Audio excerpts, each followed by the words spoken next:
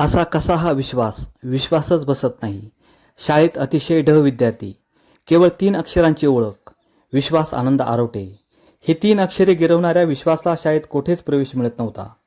गावातली शाळा बंद पडल्यानंतर आपल्यासारख्या विद्यार्थ्याला कोण प्रवेश देईल या चिंतेने ग्रासलेल्या विश्वासरावांना अनेक शाळेच्या पायऱ्या अक्षरशः झिजवाव्या लागल्या. परंतु प्रवेश मात्र काही मिळत नव्हता. एके दिवशी सर्वोदय विद्यामंदिर येथे विश्वासराव आरोटे प्रवेश घेण्यासाठी गेले, परंतु पुन्हा त्यांच्या कानी पडले की आम्ही विद्यार्थ्यांना प्रवेश देत नाही. आदिवासी उन्नती सेवा मंडळाचे सचिव मंगलदास भवारी यांनी विचारले की गेल्या 3 ते 4 दिवसापासून तुम्ही येथे काय करता? त्यावेळेस विश्वासरावांनी मोठ्या विश्वासाने सांगितले की मी अतिशय विद्यार्थी असून मला शाळेत कोणीही प्रवेश देत नाही. तेव्हा एम भवारी सर यांनी सांगितले की मधुकररावजी पिचड विद्यालयात जा, तेथे तुझा प्रवेश करून देतो. अतिशय असणाऱ्या ह्या विश्वासरावांना कैलास गेनुजी तेलोरे, ज्ञानेश्वर आरोटे, उल्हास शिंदे या शिक्षकांनी प्रचंड मेहनत करून घडवले आणि ते इयत्ता 10वीच्या बोर्ड परीक्षेत 3रे आले. शाळेत म्हणून ओळखले जाणारे विश्वासराव पुढे जाऊन वर्तमानपत्राचे वितरक झाले. हळूहळू पत्रकार बनले आणि आज संपूर्ण महाराष्ट्रात लोकप्रिय असलेल्या दैनिक गावकरीचे संपादक बनले. या पलीकडेही जाऊन ते 27,000 पत्रकार असणाऱ्या पत्रकार संघटनेच्या राज्य सेक्रेटरी पदावर काम करत आहे. अनुदानित आश्रमशाळा शेंडे येथे मुलांचे नवीन वसतिगृह भूमिपूजन कार्यक्रमानिमित्त ते आले होते. त्यावेळेस त्यांनी मी कसा घडलो या विषयावर आपले मनोगत व्यक्त केले. या ठिकाणी येण्याचं भाग्य प्राप्त झालं. खरं तर मी या शाळेचा, या संस्थेचा मी माझे विद्यार्थी, या विद्यालय, या संस्थेमध्ये मी इथपर्यंत पोहोचलो हे मला मान्यच करावं लागेल.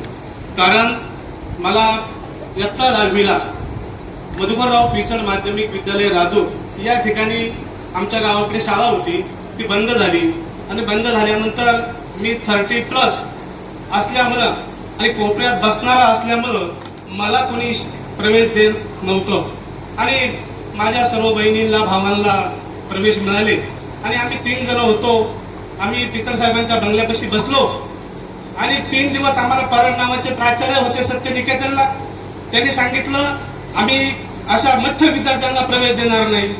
आम्ही 3 दिवस तिथे थांबलो, पण 4थ्या दिवशी भवारी सर तिथून चालले होते. चालल्यानंतर ते मला तुम्ही का झाले 3 दिवस इथं बसलेले आहात? तर आम्ही सांगितलं आम्हाला प्रवेश दिला जात नाही.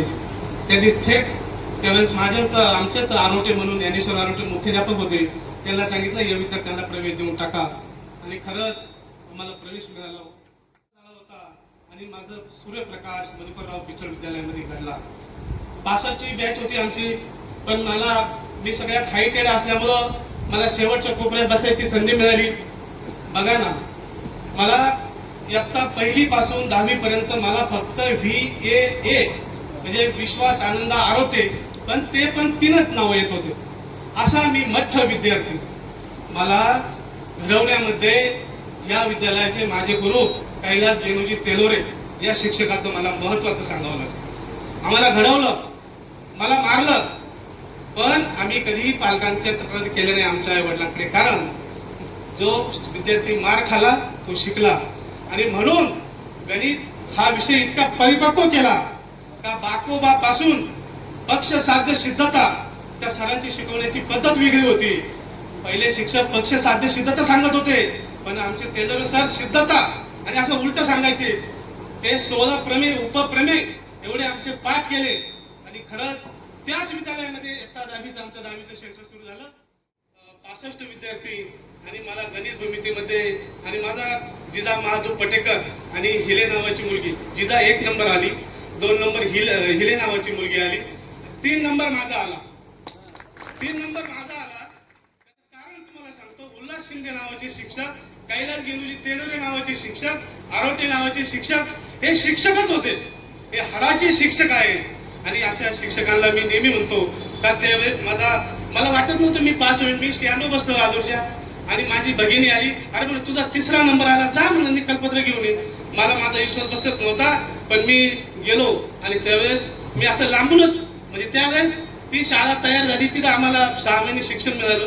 मी लांबूनच पाहत होतो आणि त्यावेळेस माझा 3रं नाव होतं आणि मी गेल्यानंतर ते सगळे शिक्षक म्हणायचे तू झालाच कसा काय पास?